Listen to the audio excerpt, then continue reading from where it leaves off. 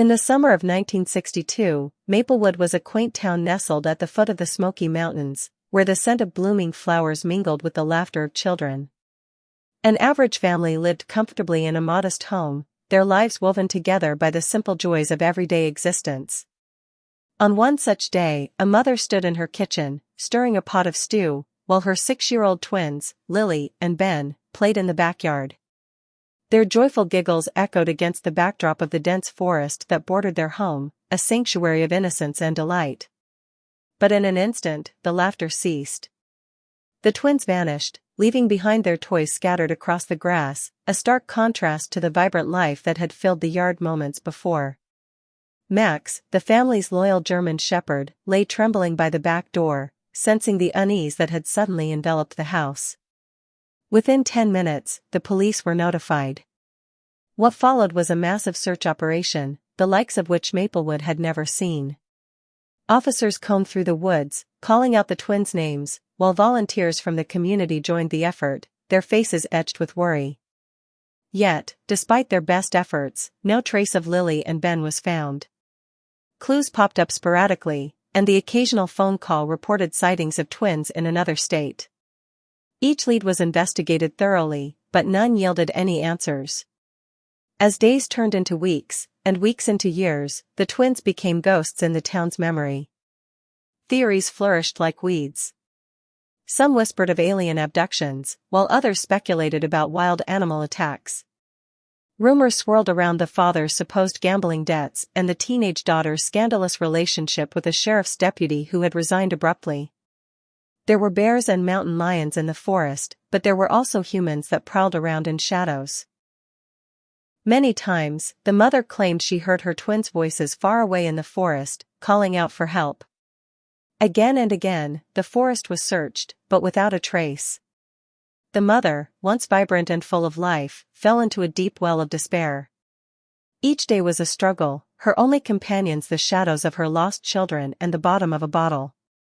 The house, once filled with laughter, became a mausoleum of memories, haunted by the echoes of what once was. The father, consumed by grief and guilt, drank and gambled more, eventually leaving town with a younger woman he had met at a bar in a nearby town. He was never heard from again. It was rumored he died from alcohol poisoning by the railroad tracks, a picture of his family found in his wallet. Over the years, toys belonging to the twins were discovered in the forest, each find igniting a new wave of hope and a renewed search effort. Yet, with each search, the mystery deepened. The forest, thick and ancient, seemed to guard its secrets fiercely, as if it had swallowed the twins whole. As the years rolled on, the town of Maplewood transformed. New families moved in, and the story of the twins faded into local legend.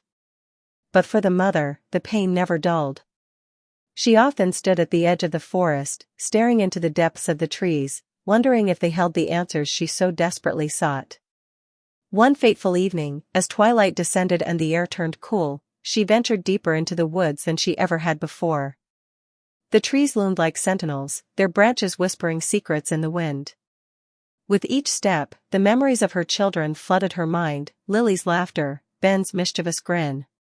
She felt an inexplicable pull, as if the forest itself was guiding her. Suddenly, she stumbled upon a clearing bathed in moonlight. In the center lay a small, weathered box, half buried in the earth. Heart racing, she knelt and unearthed it, her hands trembling as she opened the lid. Inside were trinkets, Lily's favorite hair ribbon, Ben's toy car, and a faded photograph of the twins, smiling brightly.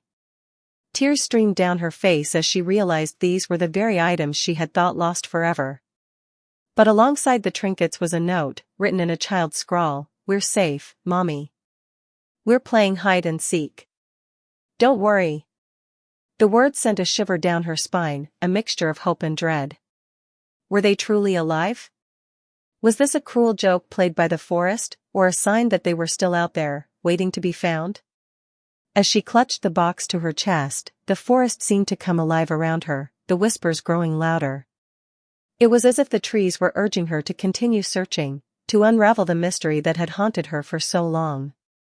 With renewed determination, she rose to her feet, ready to face whatever secrets the forest still held. Some mysteries, it seemed, were meant to be uncovered. The forest remained silent, a keeper of secrets, but for the first time in years, the mother felt a flicker of hope. As the sun set, casting long shadows across the ground, she knew she would not give up. The laughter of her children echoed through the trees, a haunting reminder of the love that would never fade. And as she stepped deeper into the woods, the whispers of the past guided her, a promise that the search was far from over.